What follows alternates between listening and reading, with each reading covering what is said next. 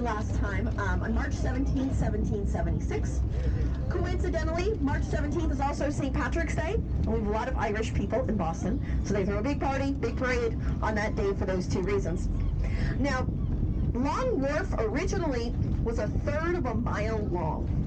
Clearly, it is not that long anymore. That's because man-made land has been filled in on either side of the wharf. By the way, 3/4 of Boston is on man-made land. That's a lot of land if you think about it. In fact, from where this boat is right now, all of the land that you can see from every single side of the boat is man-made. How did they create all of this land? Well, Boston was built on the Shawmut Peninsula. Shawmut is a Native American term for living waters. This is in reference to the 3 surrounding hills that had fresh springs running through them. This was this was Beacon Hill, Mount Vernon, and Pemberton Hill. And they created this land by a process called wharfing out, in which they built wharfs out into the water.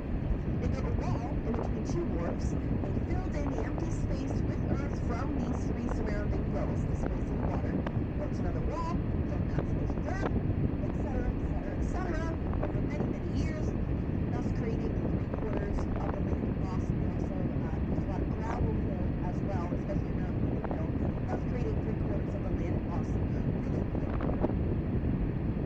Now, to the right side of the boat, past these beautiful sailboats, you're going to see the shorter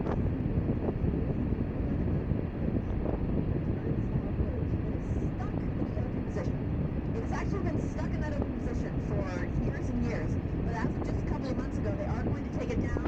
They're going to be building a beautiful new pedestrian walkway. They've been told by the Coast Guard that they need to take it down because the Coast Guard thinks it might actually fall into the water. So we are going to build a beautiful new pedestrian walkway. Now we're passing this fishing boat over here. Everyone has been fishing today. It's just been a really big fishing day. I don't really know much about fishing, but are you guys catching things? You are? Okay, good. Awesome. Everyone's been fishing today. I don't really know much about it, but that's pretty cool. So a little bit beyond this shorter rusty bridge is where Griffin's Wharf used to be. That's where the Boston Tea Party happened. You may have heard of the Boston Tea Party. So on December 16th, 1773, a group of patriots, including Sam Adams, were very angry about the heavy taxation of tea from the British, especially because they were not represented in their own country. And so in protest, they threw an entire cargo of tea off of 3 Nantucket merchant ships. This was 92,000 pounds of loose leaf tea. A lot of tea. And they did it stating no taxation without representation. This is one of the sparks of the American Revolutionary War. We've also passed this brick building with the wave of glass in front. This is the John Joseph Mowgli Federal Courthouse.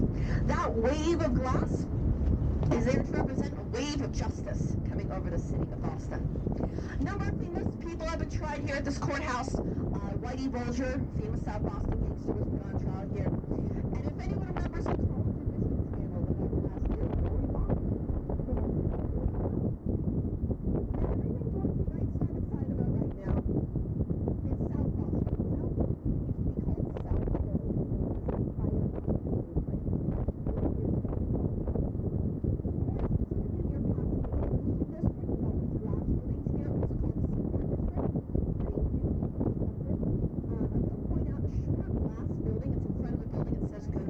This is the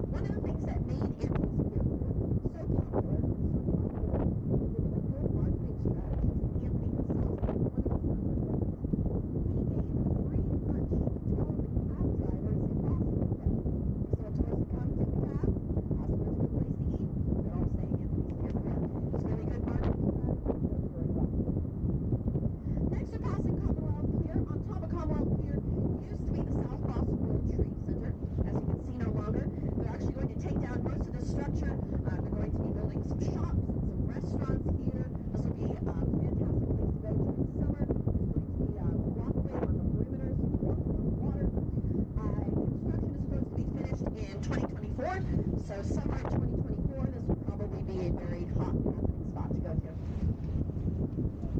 Back to Old Boston, so now we're passing the South Boston Fishing Pier. It's the oldest fishing pier in the country.